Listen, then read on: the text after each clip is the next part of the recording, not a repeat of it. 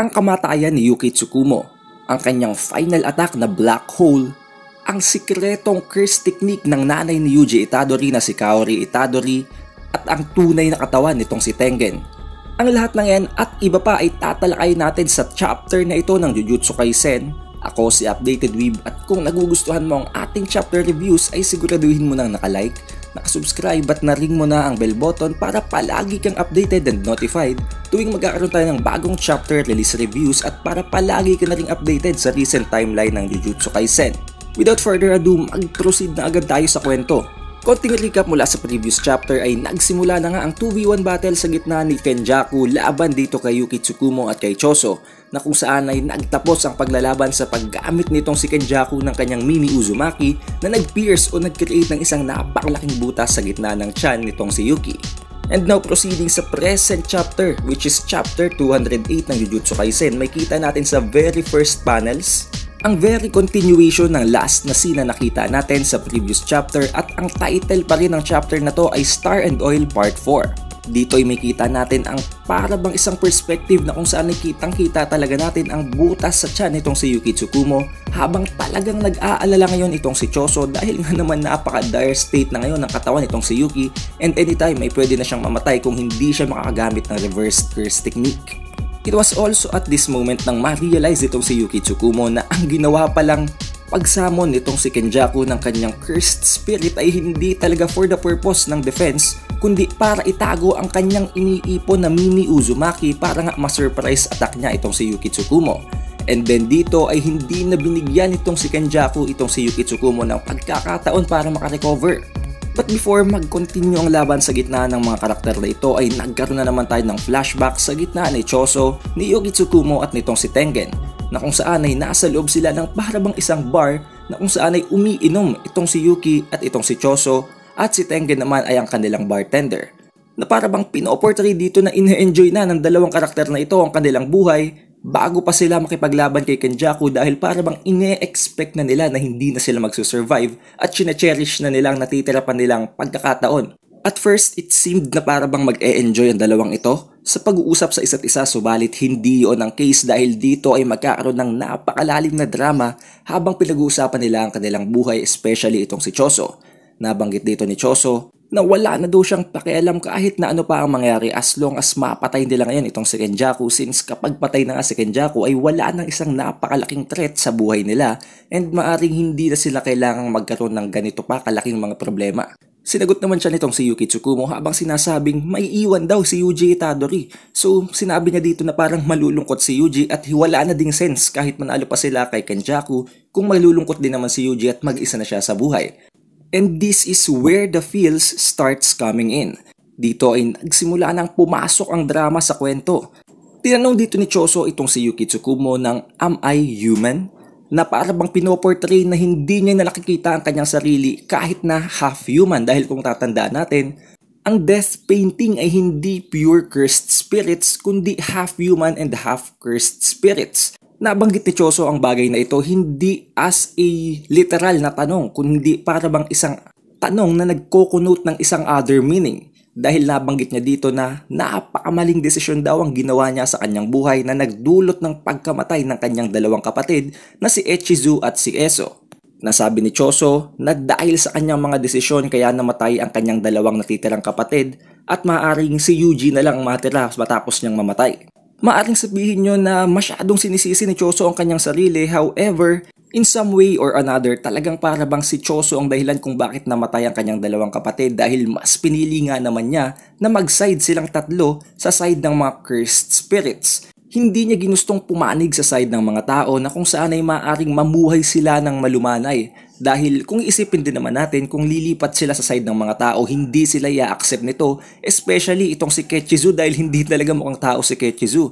Kaya naisip niya na maaaring masaktan lamang ang kanyang mga kapatid dahil hindi naman talaga acceptable ang kanilang mga appearances as a human. And the only thing that's waiting for them at that path ay discrimination, dahil wala naman talagang mangyayaring magandang bagay sa kanila kung gano'n ang kanilang itsura at pagkatao.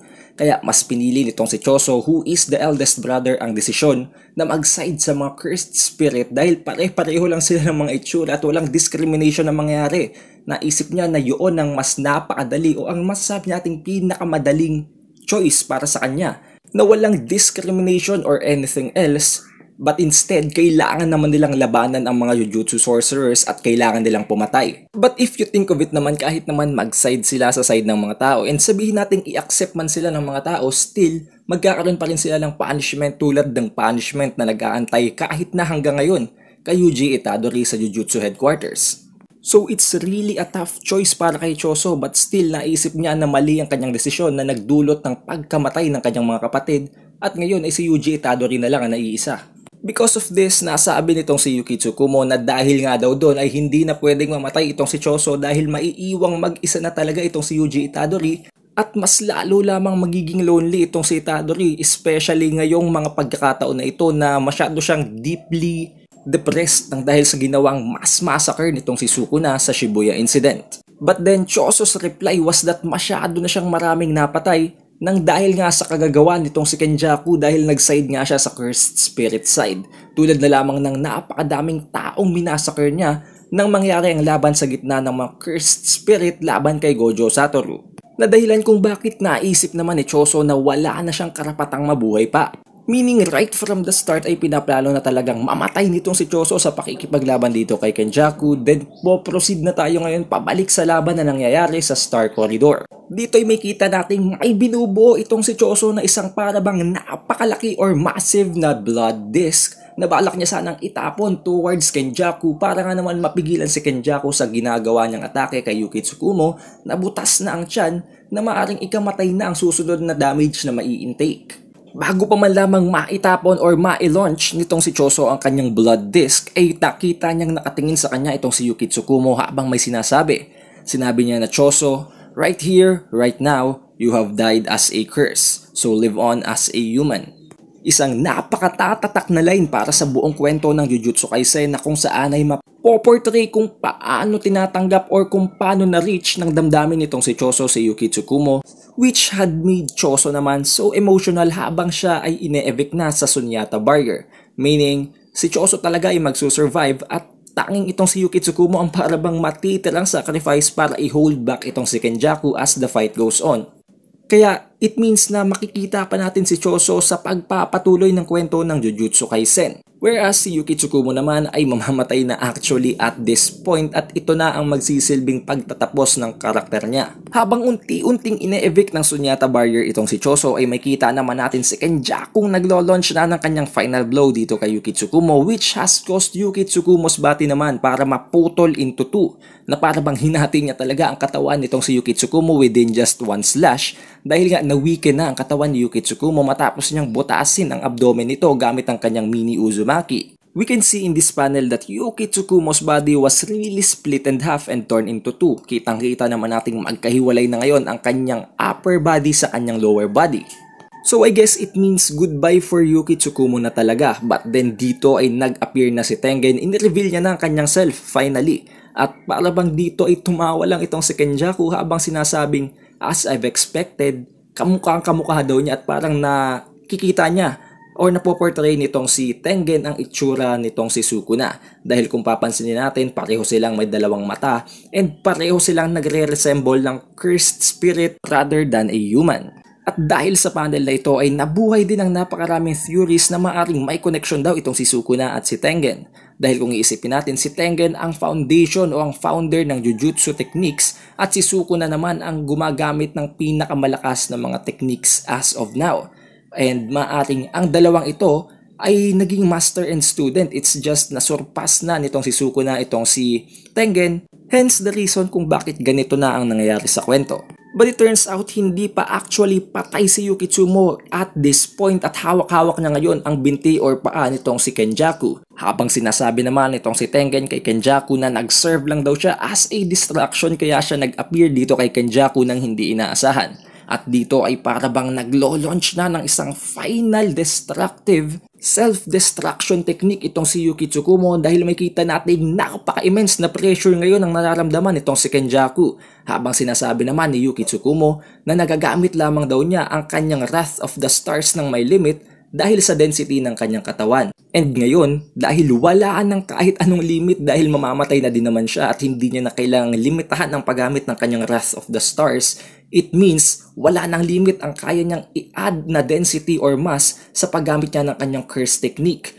Naisip dito ngayon nitong si Kenjaku na ang maaaring binabalak gawin o buuhin ng gagawing self-destruction attack nitong si Yuki Tsukumo ay isang black hole. Then here goes Gege Akutami na naman na nag-e-explain ng science things habang sinasabing ang black hole daw ay extremely dense at napakalakas ng gravity to the point na maging ang mga light ay hindi nakakatakas sa paghigop nito. It is also said na ang density daw nito ay maikukumpara sa Earth na na-compress into 2 cm.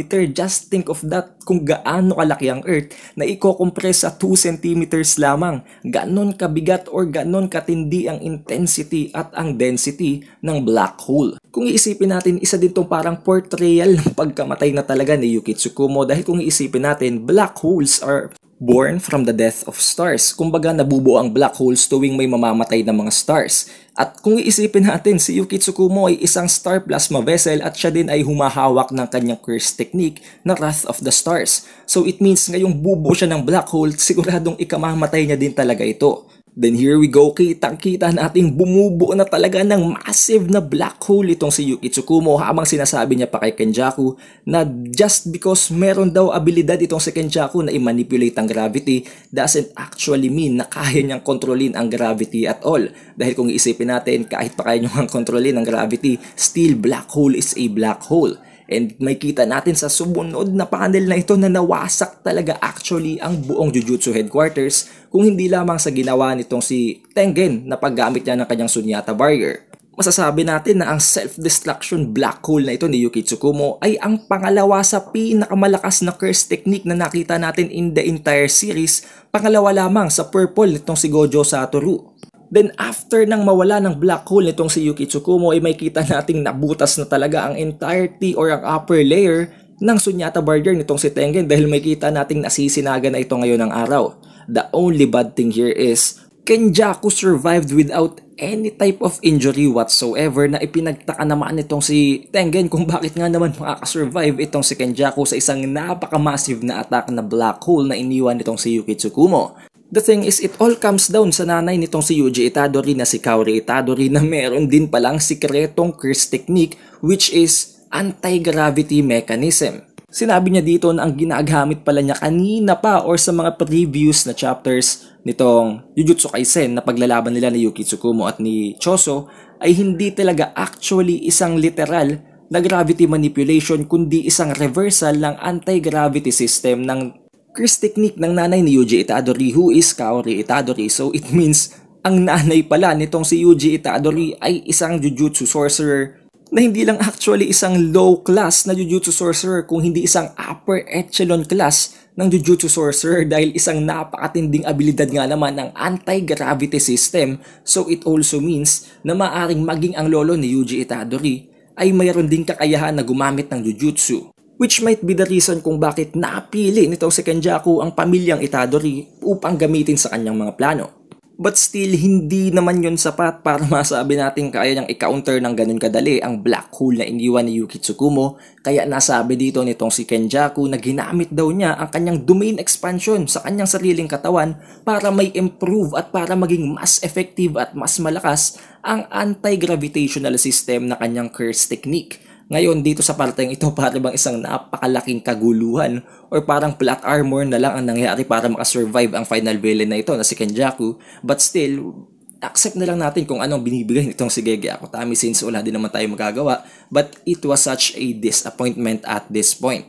But after that, sinabi pa rin itong si Kenjaku na kung hindi daw dahil nga sa Sunyata Barrier nitong si Tengen at kung hindi dahil sa will of choice nitong si Yuki Tsukumo na i-hold back ang paggamit niya ng kanyang black hole ay maaring nasakop na ng black hole na ito ang buong mundo at maaring wala ng mundo ngayon dahil sa ginawang black hole ni Yuki Tsukumo. Sinabi ni Kenjaku na it was all thanks to that daw dahil kung hindi nga naman dahil sa hold back na ginawa ni Tengen at nitong si Yuki Tsukumo ay maaring nasakop talaga ng black hole nitong si Yuki ang buong mundo and it means kamatayan din yun ni Kenjaku since wala naman siyang lulugaran kung wala ng Earth. Therefore, Kenjaku being a menacing final villain, sinabi niya na isang napaka-exciting na sideshow lamang ang nangyaring laban na yon, and ngayon ay magpo-proceed na siya sa pagpunta sa tunay na katawan nitong si Master Tengen. Makita na natin dito ang tunay na anyo or ang tunay na form or katawan nitong si Tengen, which is actually very old na, and makita natin parang nabubulok na ang katawan nitong si Tengen, kaya nga maaring kinakailangan niyang gumamit ng mga host as a vessel. Habang sinasabi naman ni Kenjaku sa natutulog na katawan na ito ni Tengen na farewell my friend, ending the chapter at this scene. Therefore, it might mean na at this point ay magsisimula na ang plano ni Kenjaku na i-consume itong si Master Tengen at ang i-execute ang kanyang plano na evolution of all humans na na-discuss natin sa chapter 202 ng Jujutsu Kaisen. You can just check out that video para makuha nyo ang full explanation.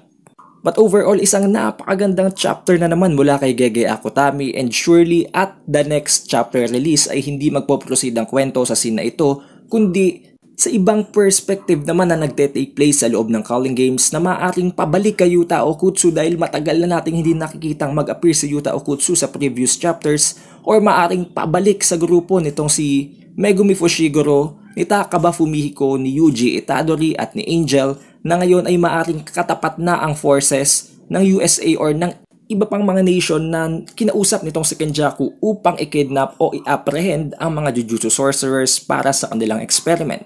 But I guess that's all para sa ating chapter review ng Jujutsu Kaisen chapter 208. I hope you guys had a great time, at kung nagustuhan nyo ang videong ito ay siguraduhin nyo nang nakalike, nakasubscribe at na-ring nyo na ang bell button para palagi kayong updated and notified tuwing magkakaroon tayo ng bagong chapter release para sa Jujutsu Kaisen, at para palagi ka na ding updated sa recent timeline ng series na to.